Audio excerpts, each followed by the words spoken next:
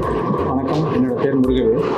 ஆக்சுவலாக MP செரிங்கில் third ஃப்ளோரில் T1 apartment book பண்ணியிருந்தோம்.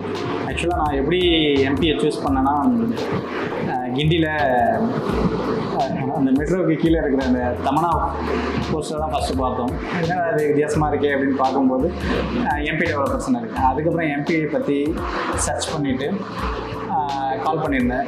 அதுக்கப்புறம் அவங்க சேல்ஸ் டீம் வந்து இல்லை நீங்கள் இங்கே வாங்க அப்படின்னா 2-3 சைட் காமிச்சாங்க. ஃபஸ்ட்டு எனக்கு அந்த சைட் எதுவுமே பிடிக்கல. அதுக்கப்புறம் சதீஷ்ங்கிறவர் தான் ஃபஸ்ட்டு எங்களை கோஆர்டினேட் பண்ணார்.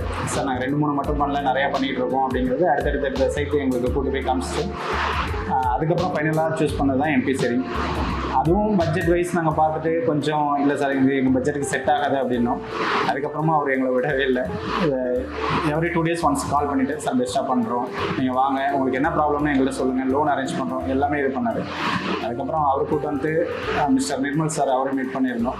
அவரும் பேசிட்டு ஃபைனலாக எல்லாமே நல்லா பேசினாங்க. எங்களோட பட்ஜெட்டுக்குள்ளேயும் கொண்டு வந்தாங்க. எங்களுக்கு லோன் அரேஞ்ச் பண்ணுறது எல்லாமே அவங்க பார்த்துக்கிட்டாங்க.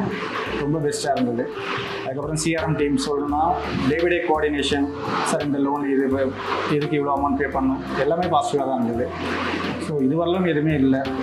அதுக்கப்புறம் ப்ராஜெக்ட் டீம் எல்லாருமே நல்லா பண்ணியிருந்தாங்க. ஓகே, நல்ல எக்ஸ்பீரியன்ஸாக இருக்குது. இதுவரையிலும் அப்படி கன்டினியூ பண்ணிங்கன்னா நல்லா. தேங்க்யூ.